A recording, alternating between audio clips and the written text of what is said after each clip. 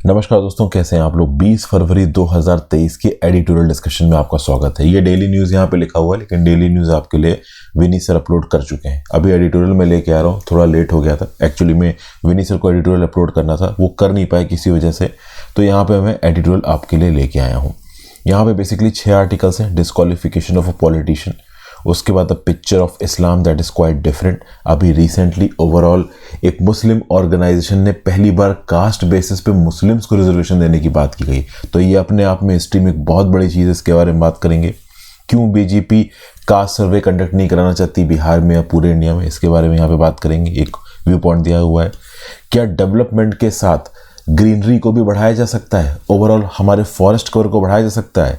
Telangana government के efforts को इसके रिस्पेक्ट में डिस्कस करेंगे। ये जो शिवसेना को लेकर बैटल चल रहा है, इसके बारे में बात करेंगे। और दिल्ली के अंदर सुप्रीम कोर्ट ने फाइनली ये जो नॉमिनेटेड कैंडिडेट्स के वोट डालने वाली जो इशू था, इसको रिजॉल्व कर दिया है। तो कुल मिला के 6 डिफरेंट आर्टिकल्स हैं, सब आपके साथ डिस्कस करूंगा एडिटोरियल के पार्ट की तरह। आगे बढ़ने से पहले वीडियो पे लाइक कर पड़े दोस्तों। चैनल को अब तक शेयर और सब्सक्राइब नहीं किया, कर लीजिए। इंस्टाग्राम पे फॉलो कर लीजिए, टेलीग्राम ग्रुप ज्वाइन कर लीजिए। इंस्टाग्राम पे आपसे जुड़ने की कोशिश करता हूँ, टेलीग्राम ग्रुप पे आपको लेक्चर की पीडीएफ और नोटिफिकेशन दोनों मिल जाएगी। चलिए, पहली news, the curious case of the disqualification of a politician. Basically यहाँ पे क्या कहा जा रहा है, केरला हाई कोर्ट ने एक डिस्क्वालिफिकेशन के वर्डिक्ट को सस्पेंड किया था। जी हाँ, आप समझिए, यहाँ पे बात हो रही है member of parliament of the Lakshadweep nationalist Congress party के लीडर मोहम्मद फैजल पीपी। इनको 10 साल की सजा सुनाई गई, किसके द्वारा? कावराती डिस्ट्रिक्ट और सेशन कोर्ट के द्वारा।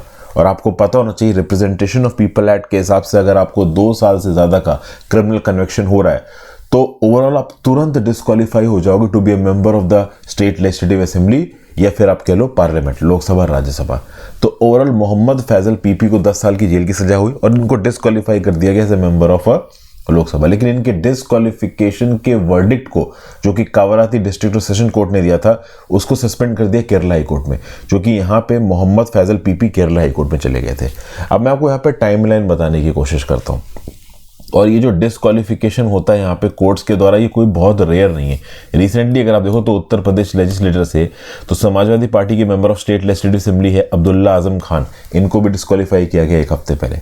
तो यहाँ पे फैजल साहब के केस में क्या हो रहा है, कावराती सेशंस कोर्ट ने फैजल को 11 जनवरी को अटेम्प्ट टू मर्डर के केस में 10 साल की कैद बामुशक्कत की सजा सुनाई।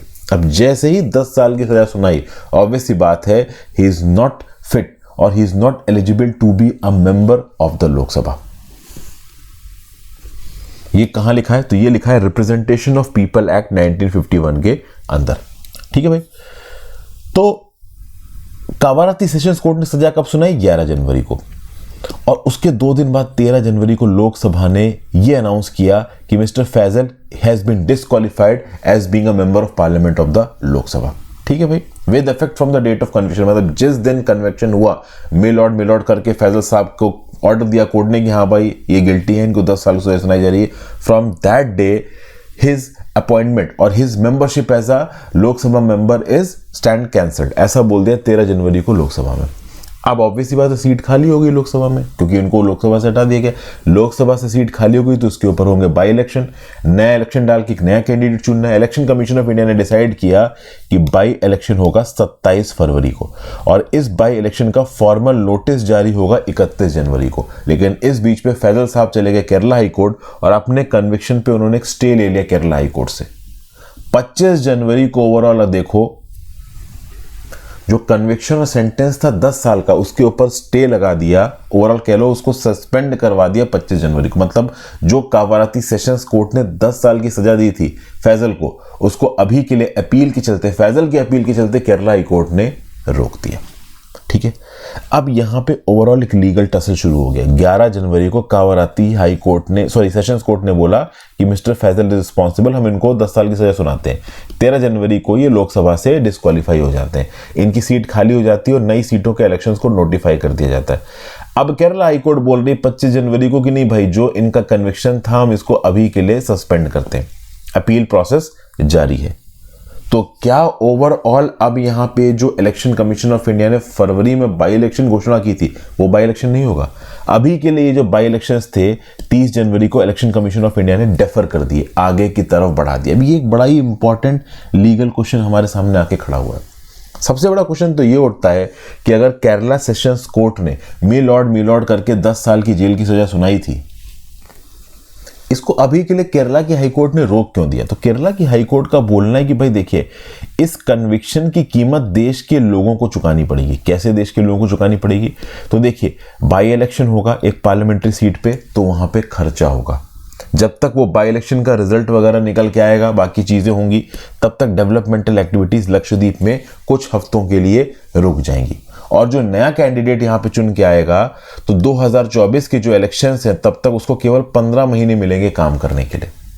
तो इन एक्सेप्शनल कंसीक्वेंसेस के अंदर ये जरूरी नहीं है कि ओवरऑल कावराती के अंदर पार्लियामेंट्री बाई इलेक्शंस कंडक्ट करवाए जाए, उससे फालतू का खर्चा भी होगा, नए कैंडिडेट को केवल 15 महीने का समय मिलेगा। तो बेटर ये रहेगा कि कन्विक्शन को अभी के लिए सस्पेंडेड रखो, ये एमपी काम करता रहे। लेकिन प्रॉब्लम ये है दोस्तों कि इस समय पे मिस्टर फैजल साहब की लोकसभा की मेंबरशिप जा चुकी है। कावराती सेशंस कोर्ट ने 11 जनवरी को बताया 10 साल की सजा, 13 जनवरी को लोकसभा ने हटा दिया। अब चूंकि हाई कोर्ट ने यहाँ पे कन्विक्शन को सेट असाइड कर दिया है, तो क्या ऑटोमेटिकली अपनी कुर्सी पर वापस आ जाएंगे मिस्टर फैजल?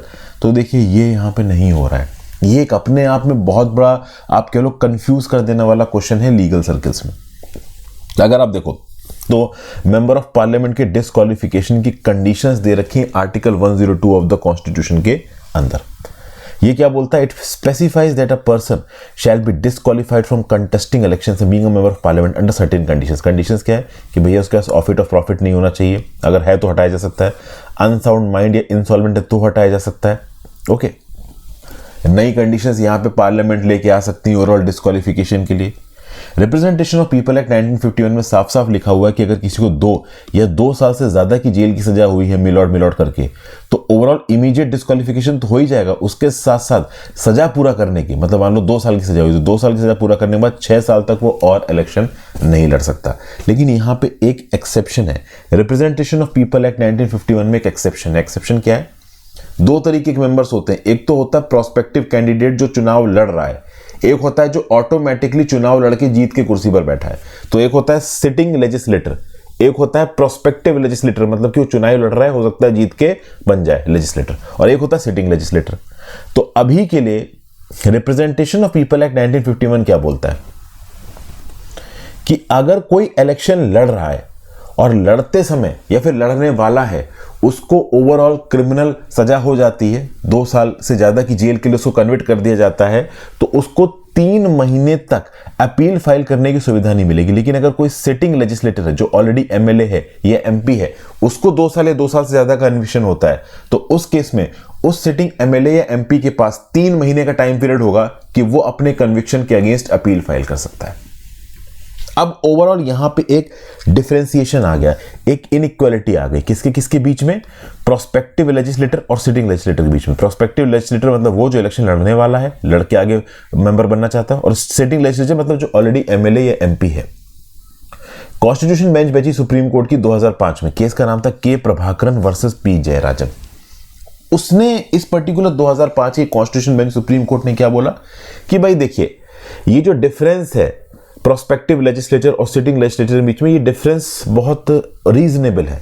इन 2 कैटेगरीज को डिफरेंटली ट्रीट करना सही है। क्योंकि देखिए, सिटिंग लेजिस्लेटर के री इलेक्शन के लिए आपको बाई इलेक्शन कंडक्ट करने पड़ेंगे, उतने समय के लिए कॉन्स्टिट्यूएंसी का काम रुक जाएगा, डेवलपमेंटल वर्क रुक जाएंगे, तो ओवरऑल कन्विक्शन का नुकसान बहुत है। इसलिए हम 3 महीने दे देते हैं सिटिंग लेजिस्लेटर को अपील फाइल करने के लिए। लेकिन जो कैंडिडेट अभी इलेक्ट ही नहीं हुआ है, उसको ओवरऑल हम 3 महीने यहां पे नहीं देंगे। तो ये जो डिफरेंशिएशन दिया गया है रिप्रेजेंटेशन ऑफ पीपल एक्ट 1951 में, इसको सुप्रीम कोर्ट ने 2005 में सही माना। लेकिन फिर 2013 में आया 2 जज bench of the Supreme Court का, लिथ Thomas versus Union of India. इसने ये बोला कि कोई डिस्क्रिमिनेशन नहीं है, कोई डिफरेंशिएशन नहीं है between prospective legislator and sitting legislator. अगर प्रोस्पेक्टिव लेजिस्लेटर कन्विक्ट होने के बाद तुरंत डिस्क्वालीफाई हो जाता है इलेक्शन लड़ने के लिए, तो सिटिंग लेजिस्लेटर भी तुरंत डिस्क्वालीफाई हो जाएगा, 3 महीने का टाइम पीरियड उसको मिलेगा नहीं। और जैसे ही ये लिली थॉमस जजमेंट आया था ना दोस्तों 2013 का, ये सारे पॉलिटिशियंस मेंबर ऑफ पार्लियामेंट भड़बड़ा गए थे। उन्होंने बोला भाई रिप्रेजेंटेशन ऑफ पीपल एक्ट 1951 को अमेंड करो, लेकिन उस समय पे राहुल गांधी सामने आए और उन्होंने बोला कि हम सुप्रीम कोर्ट के जजमेंट को मानते हैं। तो अभी के लिए एक सिटिंग लेजिस्लेटर को कोई 3 महीने का टाइम नहीं दिया जाएगा अपील के लिए। अब यहाँ पे फैजल साहब को तुरंत डिस्क्वालीफाई कर दिया गया। वो अलग बात है कि बाद में हाई कोर्ट में गए और हाई कोर्ट ने उनका कन्विक्शन रोक दिया, लेकिन अब एक बड़ा लीगल क्वेश्चन यहाँ पे खड़ा हो गया है। पहले तो रिप्रेजेंटेशन ऑफ पीपल एक्ट 1951 में लिखा था कि 3 महीने तक का टाइम है अपील प्रोसेस का, 3 महीने तक डिस्क्वालीफाई नहीं होगा सिटिंग लेजिस्लेटर। अब तुरंत डिस्क्वालीफाई हो जाता है। तो एक बार डिस्क्वालीफाई हो गया और उसके बाद कोर्ट ने उसके कन्विक्शन को सेट असाइड किया, जैसा कि अभी मिस्टर फैजल के केस में हुआ, तो क्या कुर्सी वापस मिलेगी या नहीं मिलेगी, इस बात पे देखिए क्लैरिटी नहीं है। और ये क्लैरिटी लानी जरूरी है। अब या तो ये क्लैरिटी सुप्रीम कोर्ट लेके आएगी, या ये क्लैरिटी एक पॉलिटिकल पार्टी अपने, या फिर कह लो वो पर्टिकुलर हाउस जिसने ओवरऑल एक कन्विक्टेड मेंबर को हटाया है, वो लेके आएगा, उसको रिटेन करके या नहीं रिटेन करके। लेट्स सी आगे यहाँ पे क्या होता है। अब यहाँ पे जियाउस सलाम साहब का एक आर्टिकल है, और ये ओवरऑल देखा जाए तो जो मुस्लिम कम्युनिटी को रिप्रेजेंट करने वाले रिलीजियस कह लीजिए या फिर कह लीजिए पॉलिटिकल ऑर्गेनाइजेशन है, पॉलिटिकल तो नहीं बोलना चाहिए, रिलीजियस ऑर्गेनाइजेशन बोलिए, उनकी अप्रोच यहाँ पे काफ़ी बदल रही है। बात करें जमियात उलामा ई हिंद की, ये ओल्डेस्ट मुस्लिम ऑर्गेनाइजेशन इंडिया के अंदर, नेशनल फ्रीडम स्ट्रगल में भी इसका एक रोल था। रिसेंटली इस पर्टिकुलर ऑर्गेनाइजेशन ने सुप्रीम कोर्ट ऑफ इंडिया में एक पिटीशन दायर की, और वो पिटीशन अपने आप में यूनिक थी, क्योंकि इस पर्टिकुलर पिटीशन में स्कूल, कॉलेजेस और गवर्नमेंट जॉब्स में दलित मुस्लिम्स के रिजर्वेशन की डिमांड की जा रही है। ये अपने आप में एक बहुत बड़ी बात है, क्योंकि समझिए मुस्लिम धर्म के अंदर कास्ट जैसा कुछ नहीं होता। अब इंडिया के अंदर ऑब्वियस सी बात है दोस्तों, मुस्लिम धर्म के अंदर कास्ट आ जाता है, रीजन बीइंग कि इंडिया में ज्यादातर मुस्लिम्स हिंदू धर्म से कन्वर्टेड है। पुराने समय में जब ओवरऑल हिंदू की पैट्रियार्कल तो गलत बोल दिया, कास्ट बेस्ड, कास्ट ओरिएंटेड जो सोसाइटी थी, उसमें जो डिप्रेस्ड क्लास के लोग थे उनको काफ़ी परेशान किया गया। हायर क्लास के लोग, तो उनको कोई जब रास्ता नहीं दिखा तो उन्होंने अपना धर्म परिवर्तन कर लिया। तो आज की डेट में अगर आप देखो तो कहीं ना कहीं मुस्लिम मासेस के अंदर भी ये जात पात वाला काम आ गया। जैसे फॉर एग्जांपल अगर आप देखो तो मुस्लिम्स में जो अशरफ हैं, जिसमें शेख, सैयद, पठान आते हैं, वो अपने आप को सुपीरियर स्टेटस में मानते हैं, और वहीं पे अंसारी, सैफीज, अब्बासीज, इनको लोअर कास्ट मुस्लिम समझा जाता है। हालांकि मुस्लिम सोसाइटी में जो कास्ट सेग्रीगेशन है वो इतना एक्यूट या फिर कह लीजिए इतना शार्प नहीं है जितना हिंदू सोसाइटी में, ठीक है ना, बट फिर भी कहीं ना कहीं कास्ट के नाम पे एक सेग्रीगेशन यहां पे एग्जिस्ट करता है। लेकिन अगर आप किसी रिलीजियस बॉडी से बात करोगे जो कि मुस्लिम इंटरेस्ट को रिप्रेजेंट करती है, तो वो कभी कास्ट सिस्टम को ऑफिशियली एक्सेप्ट नहीं करेंगे, क्योंकि खुद प्रॉफिट साहब ने मुस्लिम धर्म के अंदर किसी भी प्रकार के सेग्रीगेशन को एक्सेप्ट नहीं किया है। यहां पे अगर बात की जाए तो प्रॉफिट साहब ने खुद ये बोला था कि भाई एक अरब अपने आप को नॉन अरब से सुपीरियर नहीं समझेगा, एक वाइट अपने आप को नॉन वाइट से सुपीरियर नहीं समझेगा। तो मतलब खुद जो मुस्लिम धर्म के आप कह लें जो फाउंडर हैं प्रॉफिट साहब, उन्होंने किसी भी सेग्रीगेशन या किसी भी प्रकार की इनइक्वालिटी के अगेंस्ट बात की है।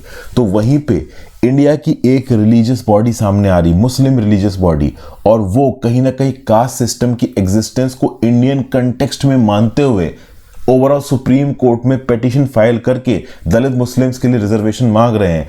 तो इससे ऑथर ये कहने की कोशिश कर रहा है कि एक्चुअली में ये जो मुस्लिम बॉडी है, ये मुस्लिम रिलीजियस बॉडी एक इंडियन वे की अप्रोच से ओवरऑल सुप्रीम कोर्ट को पहुंच रही है, और ओवरऑल कहीं ना कहीं इंडिजनाइजेशन हो रहा है यहाँ पे मुस्लिम्स का।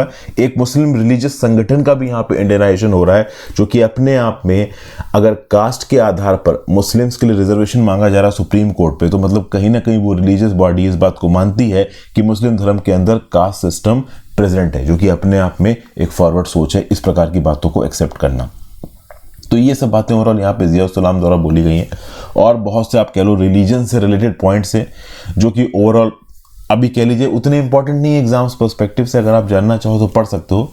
मैंने बहुत ज़्यादा डिटेल में टॉपिक डिस्कस नहीं किया, जितना मुझे रेलेवेंट लगा उतना मैंने आपको बता दिया, क्योंकि ये इन्फॉर्मेशन आपके लिए जाननी ज़रूरी थी कि जो प्रोमिनेंट मुस्लिम ऑर्गेनाइजेशन है जिसका नाम है जमियात उलामा हिंद, इसने ओवरऑल सुप्रीम कोर्ट में ऑफिशियली जो आप कह लो दलित मुस्लिम से उनके लिए रिजर्वेशन मांगा है, ठीक है ना। तो कहीं ना कहीं ओवरऑल अब इसमें कुछ लोग ये बोलेंगे कि चूंकि बीजेपी की सरकार पसमंदा मुस्लिम्स के साथ आउटरीच करने की कोशिश कर रही है, तो इस प्रकार के जो मुस्लिम रिलीजियस ग्रुप्स हैं इनका कहीं कनेक्ट ना टूट जाए कहीं ओवरऑल मुस्लिम मासेस से, इसलिए इस प्रकार की चीज़ें हो रही। तो बहुत सारे लोग अलग अलग तरीके से इस बात को डेसिफर कर सकते हैं।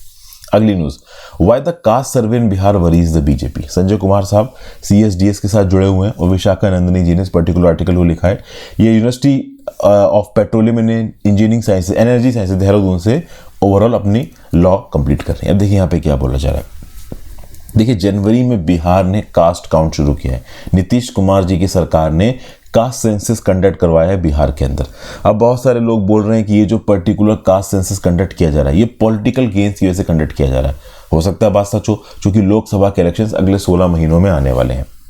लेकिन कहीं ना कहीं अगर आप बात करो अदर बैकवर्ड क्लासेस के सोशल और इकोनॉमिक डेवलपमेंट की, तो भाई डाटा तो जरूरी है ही। यहाँ पे कोई भी मोटिव हो नीतीश कुमार जी की सरकार का, जब भी आपके पास डाटा की अवेलेबिलिटी होती है वो डाटा हमेशा आपके काम का होता है।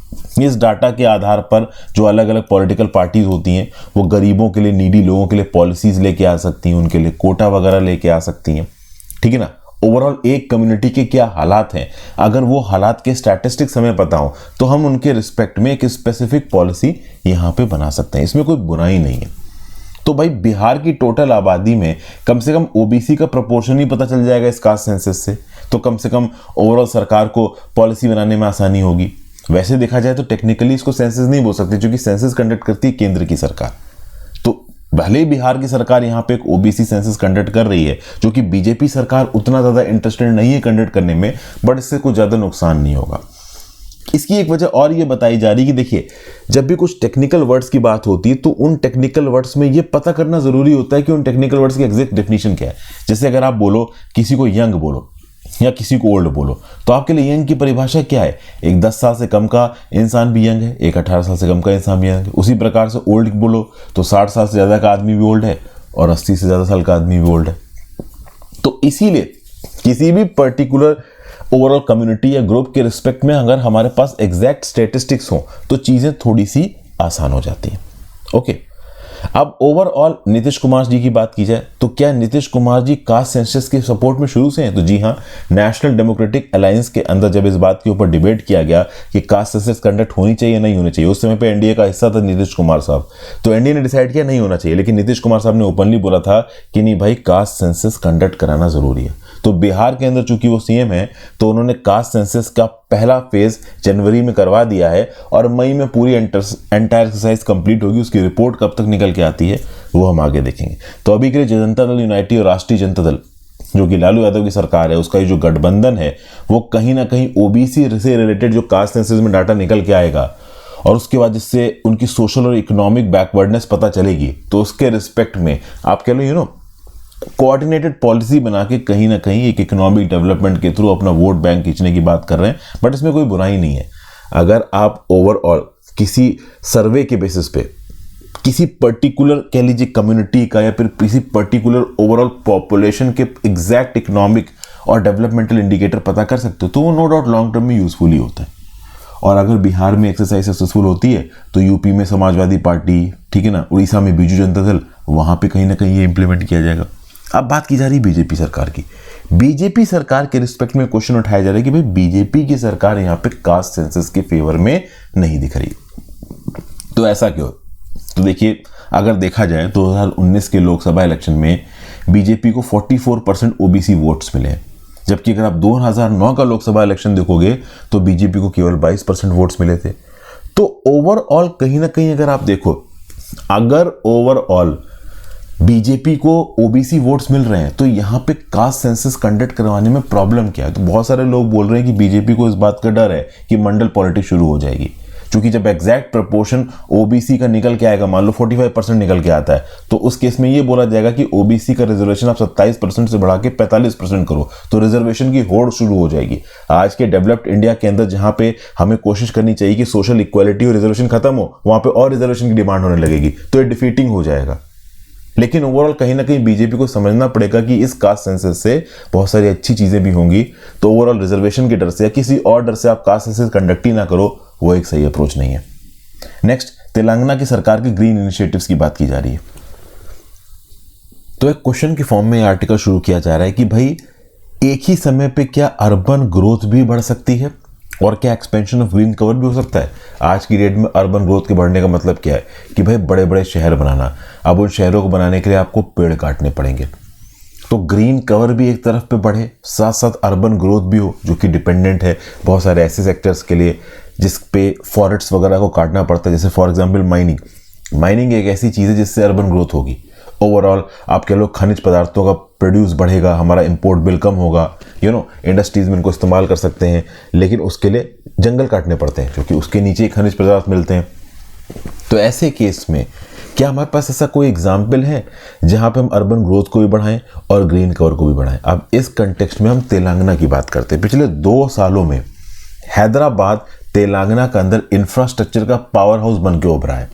Yet eight the same point of time Hyderabad को कई अवार्ड्स मिले हैं ग्रीन सिटी के अंदर, ग्रीन सिटी हेड के अंदर अपने फॉरेस्ट कवर को इंप्रूव करने के लिए। तो एक ही समय पे हैदराबाद इंफ्रास्ट्रक्चर के पावर हाउस की तरह भी उभर रहा है, eight the same point of time environmental awards खासकर ग्रीन कवर को बढ़ाने के लिए भी जीत रहा है। इस कंटेक्स्ट में देखिए तो तेलंगाना का एक प्रोग्राम है तेलंगाना कु हरित हरम, ये अफॉरेस्टेशन प्रोग्राम है, ग्रीन गारलैंड ऑफ तेलंगाना इसको बोला जाता है। तेलंगाना सरकार का की इनिशिएटिव है। इसके अंदर पिछले 9 सालों में 10,417 करोड़ की फंडिंग की है तेलंगाना सरकार ने। आप कह रहे हो 2014 में अगर आंध्र प्रदेश से अलग हुआ था तो अब 2023 9 साल हो चुके हैं। इसमें अगर आप देखो तो 1,471 करोड़ रुपया तेलंगाना की सरकार ने फॉरेस्ट डिपार्टमेंट और हरित हरम प्रोग्राम को एलोकेट किए हैं 2023-24 में। 198 करोड़ रुपए एलोकेट किया है कंपनसेटरी अफॉरेस्टेशन के लिए। और मिस्टर राव जो हैं, जिन्होंने पिछले साल अपनी बजटरी स्पीच दी, उसमें उन्होंने बोला कि 9.65 लाख एकड़्स का जो इलाका है वो रीप्लांट किया गया, मतलब उस पर फिर से आप कह लो फॉरेस्ट्री को लगाया गया है, सैपलिंग्स वगैरह लगाए गए। 109 अर्बन फॉरेस्ट को तेलंगाना ने डेवलप किया है। 13 लाख एकड़ ऑफ फॉरेस्ट को रिज्यूविनेट किया गया और उसके लिए तेलंगाना की सरकार ने 1,500 करोड़ रुपया खर्च किया। तो अपने आप में ये जो नंबर्स हैं वो बहुत बड़े हैं। एक तरफ पे इतना बड़े स्केल पे इंफ्रास्ट्रक्चर बढ़ रहा है हैदराबाद का, तेलंगाना एज अ होल का, और at the same point of time environmental advocates question कर रहे हैं कि भाई इतना कैसे आप अफॉरेस्टेशन कर रहे हो, कहाँ है ये अफॉरेस्टेशन? जो ऑडिट वगैरह कंडक्ट किया गया उसमें तो ये अफॉरेस्टेशन दिख नहीं रहा। इनफैक्ट एनवायरमेंटल एडवोकेट्स का ये बोलना है कि रियल टर्म्स में तो ट्री कवर कम हो रहा है। ओके, रेगुलरली रिपोर्ट्स निकल के आते हैं कि फुली ग्रोन ट्रीज को यहाँ पे काटा जाता है। रिसेंटली अगर आप देखो तो वीएसटी इंदिरा पार्क स्ट्रेच पे 20 फुल ग्रोन ट्रीज को पूरी तरीके से काट दिया गया ताकि strategic road development plan project के लिए जगह बनाई जा सके। अगर आप देखो तो पिछले कुछ महीनों में pruning, cutting and translocation of trees for the Hyderabad E Prix ये भी दिखाता है कि भाई डेवलपमेंट और ग्रीन इनिशिएटिव्स के बीच में एक क्लैश है और अक्सर का डेवलपमेंट के लिए जो पेड़ वगैरह होते हैं वो काटे जाते हैं। जो सिटीजन्स है तेलंगाना के, वो अगर आप देखो तो आउटस्कर्ट्स ऑफ हैदराबाद में ऑन द रोड टू शिवला 900 बनियान ट्रीज, और ये सारे बनियान ट्रीज 100 साल से ज़्यादा पुराने हैं, एक कट ना जाए इसके लिए यहाँ पे कैंपेनिंग कर रहे हैं। तो बेसिकली ओवरऑल एक समय पे हैदराबाद और तेलंगाना का as a whole infrastructure improve हो रहा है। और at the same point of time अगर आप देखो तो तेलंगाना की सरकार ये क्लेम कर रही है कि हम नए पेड़ पौधों को लगा रहे हैं, लेकिन पुराने पेड़ पौधे eight the same point of time काटे भी जा रहे हैं। तो ऐसे केस में तेलंगाना अवार्ड्स कैसे जीत रहा है? जैसे कि फॉर एग्जांपल अगर आप देखो तो आर्बर डे फाउंडेशन में tree city of the world के अवार्ड के लिए आप कह लो नॉमिनेट किया गया हैदराबाद को। फिर हैदराबाद के मेयर से पूछा गया कि भाई ये आप कहो जो फॉरेस्टेशन की आप बात कर रहे हो, फॉरेस्टेशन की आपने इतने लाख पेड़ लगा दिए, इतने लाख हेक्टेयर्स का रिफॉरेस्टेशन कर दिया, रीप्लांटिंग कर दी, या प्रूव कैसे करोगे? आपके पास क्या प्रूफ है? और ऐसा नहीं है कि सिर्फ डोमेस्टिक एजेंसीज ही हैदराबाद की इस प्लांटिंग एक्सरसाइज को रिकॉग्नाइज कर रहे हैं। अगर आप देखो तो दुनिया भर में कंपटीशन हुए हैं, Paris, Bogota, Montreal city, Mexico city और हैदराबाद। बेसिकली अगर आप देखो तो इन सिटीज इन्वॉल्व थी, उसमें से हैदराबाद विनर निकला और इसको वर्ल्ड ग्रीन सिटी बोला गया international association for horticulture producers के द्वारा। तो ये इंटरनेशनल ऑर्गेनाइजेशन भी कुछ ना कुछ तो चेक कर ही रहे होंगे ना अवार्ड देने से पहले। IAHP की बात करो तो ये 75 ईयर ओल्ड ग्लोबल ऑर्गेनाइजेशन, इसके मेंबर्स हैं traders of flowers and ornamental plants. तो IAHP ने हैदराबाद को अवार्ड दिया in the living green for economic recovery and inclusive growth territory. ये अवार्ड कौन से स्टैटिस्टिक्स के बेसिस पे दिया गया है? तो वो स्टैटिस्टिक्स जो हैदराबाद के सिटी ऑफिशियल्स ने सबमिट किए हैं। और कहीं ना कहीं IAHP के ऑफिशियल्स ने फील्ड विजिट भी की है, जैसे कि फॉर एग्जांपल 158 किलोमीटर की जो आउटर रिंग रोड बनी है हैदराबाद की, वहाँ पे ओवरऑल फील्ड ऑफिसर्स ने विजिट किया था और वहाँ के डाटा के बेसिस पे ओवरऑल हैदराबाद को ये अवार्ड दिया गया। बट एक्चुअली में बहुत से ऑडिटर्स और एनवायरमेंटल इंथुजियास्ट का बोलना है कि जितना हैदराबाद रोजी दिखाने की कोशिश करता है अपने रिफॉरेस्टेशन और प्लांटिंग की आपके अप्रोच को, उतना एक्चुअली वो इफेक्टिव है नहीं। फिर भाई तेलंगाना के अंदर एक और बड़ा इशू है, जो इंडिजिनियस लोग हैं, जो ट्राइबल लोग हैं, वो फॉरेस्ट लैंड के ऊपर अपना क्लेम दिखा रहे हैं और फॉरेस्ट लैंड के ऊपर ज़्यादा क्लेम देना नहीं चाहती है सरकार, क्योंकि सरकार ज़्यादातर फॉरेस्ट लैंड पे अपना कब्जा चाहती है। क्योंकि अगर फॉरेस्ट लैंड पे ट्राइबल्स का क्लेम आ जाता है तो कल की डेट में माइनिंग प्रोजेक्ट के लिए उस लैंड को क्लियर करना हो या किसी भी और प्रोजेक्ट के लिए क्लियर करना हो तो काफ़ी प्रॉब्लम हो जाती है, लिटिगेशन वगैरह शुरू हो जाते हैं। अब अगर आप देखो तो तेलंगाना के स्टेट लेजिस्लेचर में 119 कॉन्स्टिट्यूएंसीज हैं, जिसमें शेड्यूल्ड ट्राइब्स के लिए 9 रिजर्व्ड है। 2011 के सेंसस के हिसाब से जो तेलंगाना की राज्य की पॉपुलेशन है उसका 9.3% तब का शेड्यूल्ड ट्राइब है। रिसेंटली अगर आप देखो तो एक फॉरेस्ट ऑफिशियल तेलंगाना के फॉरेस्ट के अंदर बाउंड्रीज को मार्क करने की कोशिश कर रहा था। इस प्रकार की कोशिश कंटारा मूवी में भी दिखाई गई है और वहां पे उस फॉरेस्ट ऑफिशियल को मार दिया गया। तो कहीं ना कहीं तेलंगाना की सरकार के ऊपर इन ट्राइब्स की तरफ से रेगुलरली प्रेशर आता रहता है कि भैया फॉरेस्ट में उनको लैंड एलोकेट किए जाए। तो अभी रिसेंटली तेलंगाना की लेजिस्लेटिव असेंबली में जो चीफ मिनिस्टर के चंद्रशेखर राव, उन्होंने बोला कि ठीक है भाई, हम पट्टास ओनरशिप ऑफ लैंड के डॉक्यूमेंट शेड्यूल ट्राइब को इशू करेंगे, लेकिन ये लास्ट इशुएंस एक्सरसाइज है, इसके बाद शेड्यूल ट्राइब को कोई भी नया लैंड नहीं इशू किया जाएगा, कोई भी नए प्रकार का इंक्रोचमेंट फॉरेस्ट का नहीं अलाउ किया जाएगा। तो अपने आप में तेलंगाना ग्रीन स्टेट बनने की कोशिश कर रहा है, लेकिन जो शेड्यूल्ड ट्राइब्स लैंड को क्लेम कर रहे हैं तेलंगाना के अंदर, उनके राइट्स को प्रॉपर तरीके से क्या तेलंगाना की सरकार मानेगी? तो वेल चीफ मिनिस्टर के स्टेटमेंट से तो अभी लग रहा है कि नहीं मानेगी। तो हैदराबाद की ग्रोथ स्टोरी में इस बात को क्वेश्चन किया जा रहा है कि एक तरफ तो इंफ्रास्ट्रक्चर में हैदराबाद बहुत तेजी से उठ रहा है, उसके साथ साथ ग्रीन इनिशिएटिव जैसे कि रीप्लांटिंग और एफॉरेस्टेशन में बहुत तेजी से उठ रहा है। तो ये बहुत ज्यादा कॉन्ट्राडिक्टिंग चीजें, ये कॉन्ट्राडिक्टिंग चीजें कैसे हो रही हैं, इस पर क्वेश्चन उठाया जा रहा है। ठीक है भाई, फिर बैटल फॉर द सेना, ये टॉपिक काफी न्यूज में है दोस्तों। महाराष्ट्र चीफ मिनिस्टर जो एकनाथ शिंदे साहब हैं, अभी के लिए लग रहा है कि शिवसेना की लेगेसी को ये क्लेम कर रहे हैं। इलेक्शन कमीशन ऑफ इंडिया ने इनको पार्टी का नाम और बो और एरो सिंबल दोनों दे दिया है। चीफ मिनिस्टर जो उद्धव ठाकरे हैं, फॉर्मर चीफ मिनिस्टर, ठीक है ना, इनकी प्लेयर को ओवरऑल कर दिया इलेक्शन कमीशन ऑफ इंडिया ने। मैंने कल इस टॉपिक को आपको समझाया भी था। जिस पार्टी कॉन्स्टिट्यूशन को उद्धव ठाकरे ने खुद बनाया है, उस पार्टी कॉन्स्टिट्यूशन के बेसिस पे, जो कि undemocratic election commission of India के हिसाब से, उसके बेसिस पे उद्धव ठाकरे लीडरशिप क्लेम नहीं कर सकते। और एकनाथ शिंदे जी को लीडरशिप का क्लेम कैसे दिया गया है? तो भैया इस समय पे 40 MLAs एकनाथ शिंदे जी की ग्रुप की तरफ है और 13 member of parliaments Eknath Shinde ji की ग्रुप की तरफ है। वहीं पर उद्धव ठाकरे साहब की तरफ है 15 MLAs और 5 MPs। तो कहीं ना कहीं जितने नंबर ऑफ वोटर्स जिन्होंने महाराष्ट्र के अंदर एकनाथ शिंदे के कैंप को वोट किया है, वो बहुत ज्यादा है उद्धव ठाकरे के कैंप से। तो इसी कंटेक्स्ट में ओवरऑल यहाँ पे लोगों ने जिस प्रोपोर्शन में वोटिंग की है, उस हिसाब से एकनाथ शिंदे के क्लेम को इलेक्शन कमीशन ऑफ इंडिया ने मान लिया है। तो कहीं ना कहीं इलेक्शन कमीशन ऑफ इंडिया का ये डिसीजन उद्धव ठाकरे के अगेंस्ट जाता है। इन्हीं के फादर बाला साहब ठाकरे साहब ने 1966 में शिवसेना को स्टैब्लिश किया था। ठीक है, अब ओवरऑल यहाँ पे इलेक्शन कमीशन ऑफ इंडिया के इस पर्टिकुलर डिसीजन को क्वेश्चन किया जा रहा है। देखिए, पार्टी की लीडरशिप क्लेम करने से एक्चुअली में एकनाथ शिंदे साहब को मिल क्या जाएगा? मिल ये जाएगा कि विप की ताकत एकनाथ शिंदे साहब के पास चली जाएगी।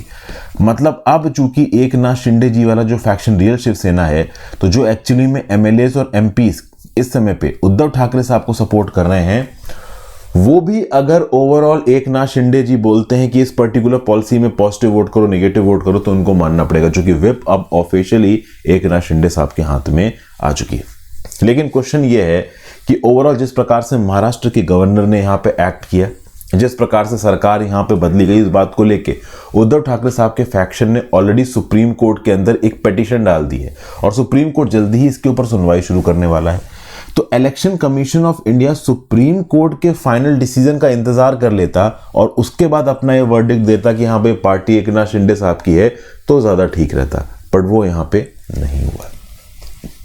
ठीक है, और फिर alderman altercation, finally supreme court ने सही तरीके से म्युनिसिपल कॉर्पोरेशन ऑफ दिल्ली में नॉमिनेटेड मेंबर्स जो कि वोट नहीं डाल सकते, ओवरऑल बीजेपी की पार्टी के बिहाफ पे जो लेफ्टिनेंट गवर्नर हैं वो ये कह रहे थे कि नहीं भाई ये वोट डाल सकते हैं, मतलब कहना ये था कि रेगुलर मीटिंग्स में नॉमिनेटेड मेंबर्स वोट नहीं डालेंगे, बट पहली मीटिंग जहाँ पे मेयर और डेप्यूटी मेयर का चुनाव होगा वहाँ पे वोट डालेंगे। तो आम आदमी पार्टी के जो काउंसलर्स हैं और बीजेपी के जो काउंसलर्स हैं आपस में एक दूसरे के साथ भिड़ गए। 250 मेंबर की म्यूनिसिपल कॉर्पोरेशन ऑफ दिल्ली में 134 आम आदमी पार्टी के पास हैं, 104 बीजेपी के पार्ट हैं। अगर 10 नॉमिनेटेड मेंबर्स वोट डालते तो कहीं ना कहीं बीजेपी का पलड़ा भारी हो सकता था, बट ऐसा हुआ नहीं है। सुप्रीम कोर्ट ने चीजों को क्लैरिफाई कर लिया है। As per article 243R clause 2 of the constitution and section 3 clause 3 sub clause B clause 1 of the Delhi municipal corporation act साफ साफ है कि भाई नॉमिनेटेड मेंबर्स चाहे पहली मीटिंग हो चाहे रेगुलर मीटिंग हो वो वोट नहीं डाल सकते। अपने आप में बड़े आश्चर्य की बात है कि कैसे लेफ्टिनेंट गवर्नर वीके सक्सेना साहब ने कोर्ट में खड़े होकर यह बोल दिया कि नॉमिनेटेड मेंबर पहली मीटिंग में वोट डाल सकते हैं, जबकि ये बिल्कुल गलत है, कॉन्स्टिट्यूशन के अगेंस्ट है। तो फाइनली चीज़ों को यहाँ पे ठीक किया गया है। ओवरऑल सुप्रीम कोर्ट ने एक सही मैसेज भेजा है। इस मैसेज के चलते लेफ्टिनेंट गवर्नर वीके सक्सेना साहब ने डिसाइड कर लिया है कि ठीक है भाई, अब म्यूनिसिपल कॉर्पोरेशन ऑफ दिल्ली के हम लोग इलेक्शंस करवाएंगे 22 फरवरी को। तो फाइनली मेयर, डिप्टी मेयर और स्टैंडिंग कमेटी के जो 6 मेंबर्स हैं उनके इलेक्शन होंगे दिल्ली के अंदर। इनका इलेक्ट होना बहुत ज़्यादा ज़रूरी है क्योंकि म्यूनिसिपल एडमिनिस्ट्रेशन में इनका काफ़ी इंपॉर्टेंट रोल है। तो thank you for watching friends, यहाँ पे लेक्चर खत्म होता है। आई होप आपको कुछ ना कुछ यूजफुल जानने को मिला। अपने व्यू पॉइंट कमेंट बॉक्स में देखिए।